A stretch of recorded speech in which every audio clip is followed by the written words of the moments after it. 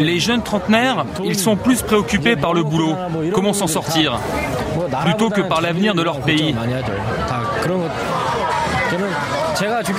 Et je pense que la réunification n'arrivera pas avant que je sois mort.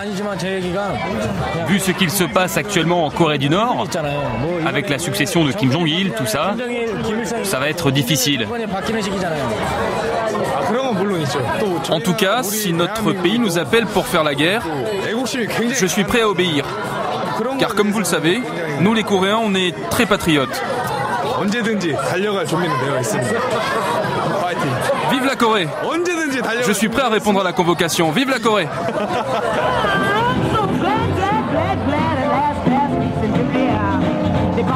Combien de temps faudra-t-il encore pour que la réunification gagne les esprits et les cœurs des jeunes Coréens?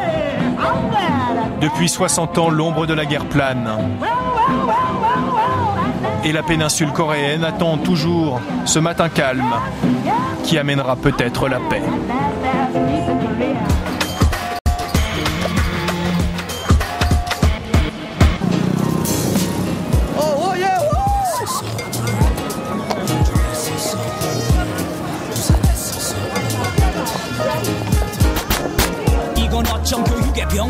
조정부를 지나 혼소년들의 선택은 아무리 짠해도 성공으로 왜 전쟁 따위로밖에 표현되지 못해는 부서들은 말로 부서넘기지 못하지 이제 현실이 됐거든 부모들이 그림 그기만 바꿔 표준을 쓰긴 하지만 미래는 스티브 표준 Après des années de privation et de régime autoritaire, les jeunes Coréens aujourd'hui veulent respirer.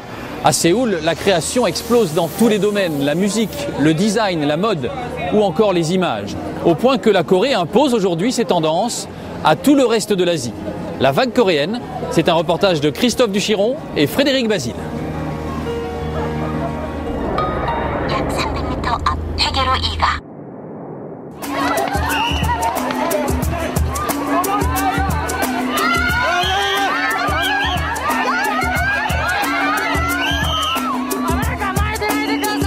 À Tokyo, le 26 novembre 2004, la rue est en désordre et le service d'ordre sur les nerfs. Qui se cache derrière les vitres fumées et provoque l'hystérie des fans japonaises. À coup sûr une star internationale, mais pas celle que vous croyez. 날 위해서 너가 행복해질 수 있도록 노력해줘. Le Japon des ménagères s'embrase pour Bae Yeon-jun, acteur coréen à tête de prince charmant.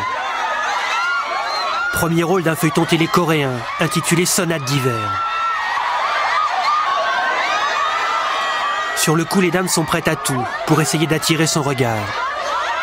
Bientôt, les publicitaires nippons s'arracheront son image.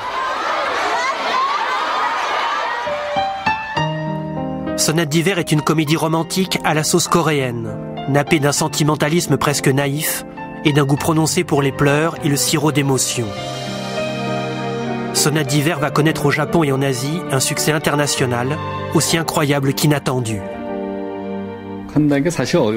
C'est difficile d'analyser le succès car ce n'est pas une science exacte. Je pense que tout le monde pouvait s'identifier facilement à l'histoire d'amour, décrite de façon très romantique et très pure. Le feuilleton a connu le succès au Japon, surtout auprès des femmes d'âge mûr.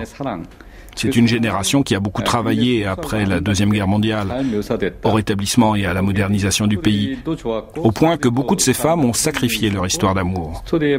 Alors si on peut dire, Sonate d'hiver leur a redonné une nouvelle jeunesse.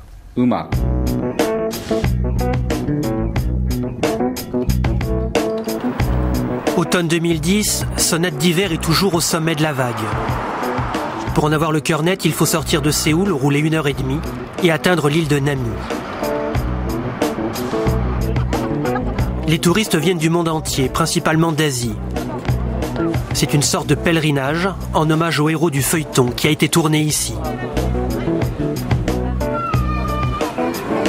Sonate d'hiver a été vue dans 70 pays par 2 milliards de téléspectateurs.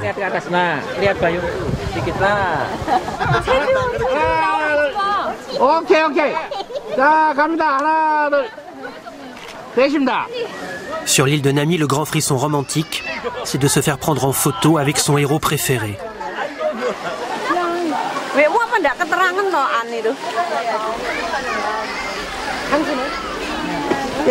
En Indonésie, c'est l'un des feuilletons les plus connus.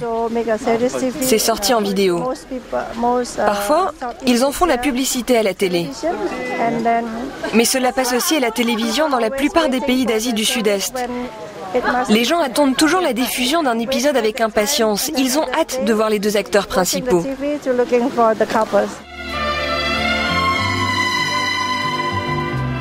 Grâce à Sonate d'hiver, l'île de Nami est devenue en Corée un endroit roman kitsch.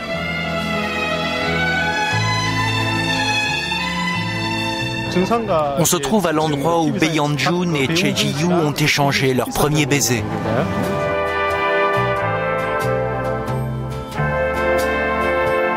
Chaque année, 200 000 touristes étrangers font le déplacement à Nami, rien que pour les beaux yeux des vedettes de la série.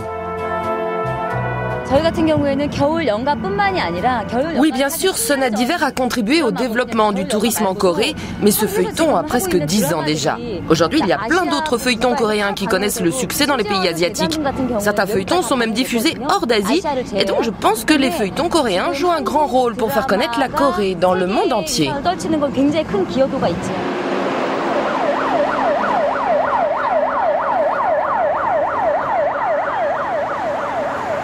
On ne s'en rend pas toujours compte, mais la Terre tourne, surtout à Séoul, où ça tourne à tous les coins de rue. Ici, on tourne à tour de bras des feuilletons télé appelés dramas.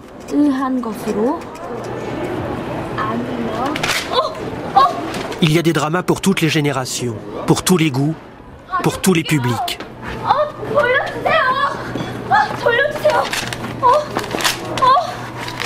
Pas encore diffusé en Corée, ce feuilleton intitulé Marie couche dehors est déjà un succès commercial.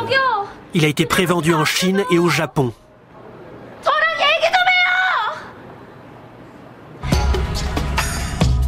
Le genre des feuilletons télé en Corée du Sud représente un marché économique de première importance.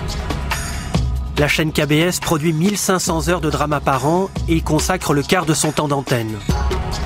Chez KBS, on sait peaufiner les histoires et élaborer une stratégie internationale.